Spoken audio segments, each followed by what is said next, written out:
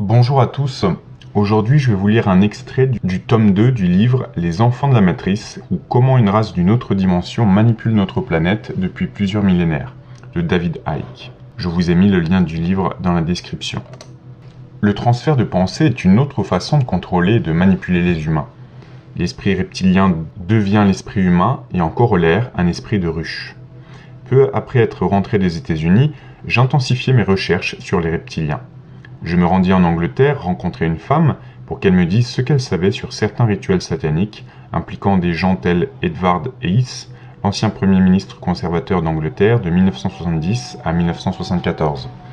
Heath a signé l'entrée du Royaume-Uni dans la communauté européenne, une création des Illuminati, et continue à faire campagne en vue de nous faire absorber totalement dans cet état fasciste centralisé. Au moment où je terminais ce livre, des documents officiels datant de 30 ans furent rendus publics. Il démontrait que Heath savait parfaitement que l'entrée dans la communauté européenne signifierait à plus ou moins long terme la fin de la souveraineté britannique. Bien sûr, il nia l'évidence à l'époque, réaction normale des reptiliens et de leurs clones qui n'hésitent pas à raconter n'importe quoi pour parvenir à leur fin. Le nom de Heath revient fréquemment dans la bouche des victimes survivantes de rituels sataniques quand elles racontent les tortures qu'elles ont subies dans ces cercles au cours de leur enfance. La dame que j'ai rencontrée avait été élevée dans une famille écossaise. Elle fut violée et abusée rituellement au sein du très important réseau Illuminati écossais. Ce qui tout naturellement l'amena à épouser le gardien d'une région boisée du nom de Burnham Beeches, sise à quelques kilomètres de Slough, à l'ouest de Londres. Il s'agit d'un site ancien dont on retrouve la mention au XIe siècle dans le cadastre national anglais, Domesday Book. En fait, le lieu avoisine à la fois la résidence secondaire du Premier ministre anglais, de Chequers, chéquier, référant au carreau noir et blanc de la franc-maçonnerie, et de l'ancienne Wycombe, Wicca, maison du Hellfire Club, où se déroulent des rituels de sacrifice humain impliquant la royauté, et auquel avait participé en son temps l'un des pères fondateurs de l'Amérique, Benjamin Franklin, voire le plus grand secret. Burnham Beeches appartient à la City de Londres, district financier de dimension mondiale, et en même temps l'un des centres d'opération Illuminati les plus puissants de la planète. Pour ceux qui n'habitent pas l'Angleterre, je précise que la City de Londres ne correspond pas à la totalité de la capitale. Elle se limite au périmètre entourant la cathédrale Saint-Paul. C'est sur ce territoire que se dressait l'ancienne ville, détruite par le grand incendie de Londres en 1666 et rebâtie par des initiés comme Sir Christopher Wren. La City ne constitue de nos jours qu'un district dans la vaste étendue de Londres. Les armoiries, dont vous retrouverez des représentations partout dans Burnham Beeches, sont chapeautées par deux reptiles volants portant un bouclier orné d'une croix rouge sur fond blanc. La croix de feu ou du soleil, atlante et sumérienne que les Templiers utilisaient également. En entrant dans la City, on passe entre deux reptiles ailés situés de chaque côté de la voie, et au point de jonction entre la City et Temple Bar, lieu ainsi nommé en l'honneur des Templiers, un autre reptile volant se dresse au centre de la rue. Temple Bar est le quartier général de toute l'activité juridique et réunit plus de sociétés secrètes au kilomètre carré que presque n'importe où ailleurs sur la Terre. Et c'est par ce centre Illuminati que Burnham Beeches est administrée. Mon interlocutrice me confia que son mari, le gardien responsable du lieu, avait été forcé de devenir sataniste pour obtenir son emploi. Ils habitaient une grande maison isolée dans la forêt, et une partie du travail de son mari consistait à y organiser des rituels sataniques. Une nuit du début des années 70, soit au temps où Ted Heath était Premier ministre, elle marchait dans la forêt lorsqu'elle aperçut des lumières. Elle s'approcha sans faire de bruit pour voir ce que c'était. Elle fut pétrifiée d'horreur en réalisant qu'il s'agissait d'un rituel satanique auquel participaient Heath et son chancelier de l'échiquier, Anthony Barber. Tapie dans les buissons, elle vit Heath se métamorphoser en reptile et à son grand étonnement, elle constata qu'aucune des personnes présentes n'en semblait le moindrement surprise. Il effectua une transformation complète et sa taille augmenta d'environ 1 mètre, observation courante chez tous les témoins de ce phénomène. La peau de Heath s'était légèrement écaillée et il parlait assez naturellement, bien que sa voix semblât venir de loin, comme avec un décalage. J'ai personnellement rencontré une fois Heath dans un studio de télévision, avant de savoir quoi que ce soit de ce que je vous raconte ici.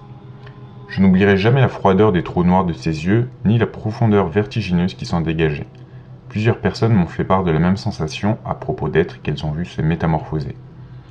La dame ajoute avoir vu dans les bois de Burnham Beeches, au crépuscule ou dans l'obscurité, d'autres personnages reptiliens vêtus de longues robes à capuchon.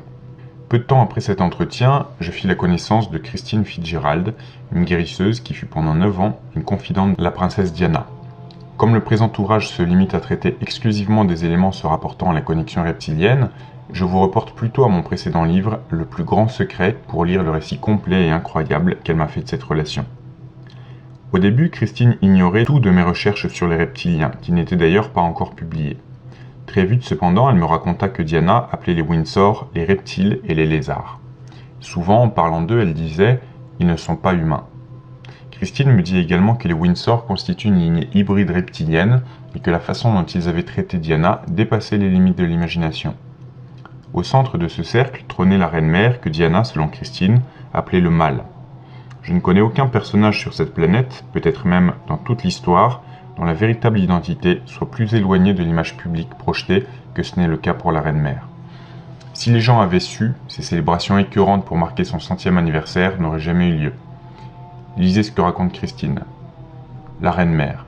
Ça, c'est un sérieux phénomène de magie. Elle est bien plus vieille que les gens ne le croient. Honnêtement, les membres de la famille royale ne meurent plus depuis longtemps. Ils utilisent juste un mécanisme de métamorphose. C'est une sorte de cloning, mais d'une nature différente de ce que nous connaissons. Ils prennent des morceaux de chair et ils reconstruisent leur corps à partir de ces petits morceaux. Étant lézards et à sang-froid, il leur est bien plus facile de réaliser cette merde à la Frankenstein que ce ne l'est pour nous.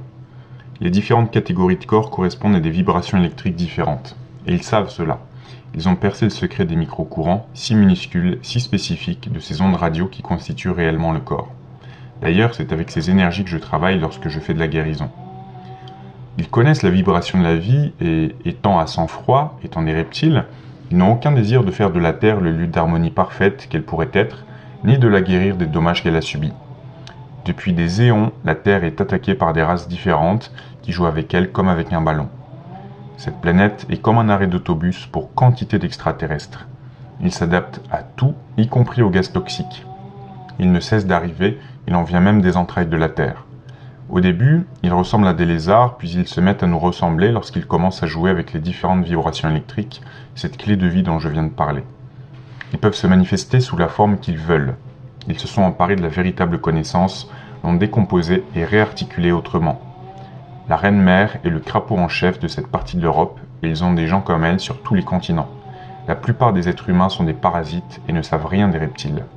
Ils sont simplement obnubilés par ces gens parce qu'ils sont très puissants. Je sais qu'il est difficile de prendre la mesure de ce dans quoi la reine-mère a été impliquée au cours de sa vie parce que votre cerveau vous dit qu'elle est une vieille femme toute menue. Mais comprenez que dans le cas de tous ces gens, ce que vous voyez n'est qu'un leurre. Ce n'est pas l'être véritable. C'est une version extrême de l'agent en mission sur une terre étrangère qui invente une histoire pour justifier sa présence et dissimuler ce qu'il y fait. La réalité, c'est que ces gens ont un corps qui leur sert de couverture. Christine Fitzgerald a pu percer la réalité parce qu'elle était familiarisée avec l'univers des énergies, des vibrations et des fréquences dont elle se servait dans le travail de guérison qu'elle effectuait sur Diana et certains membres de l'aristocratie. J'ai dû fouiller un nombre incroyable d'éléments et remonter tant de pistes avant de pouvoir mettre les morceaux ensemble et constituer une image globale. C'est l'une des raisons majeures pour lesquelles tout ceci a jusqu'ici rarement pu être autant mis en lumière. Il y a tellement d'informations à aller chercher avant de comprendre comment les morceaux s'imbriquent les uns aux autres. Les Illuminati ont fait disparaître toutes les informations nécessaires à une vue d'ensemble du tableau, et il faut y mettre beaucoup d'efforts pour surmonter ce handicap.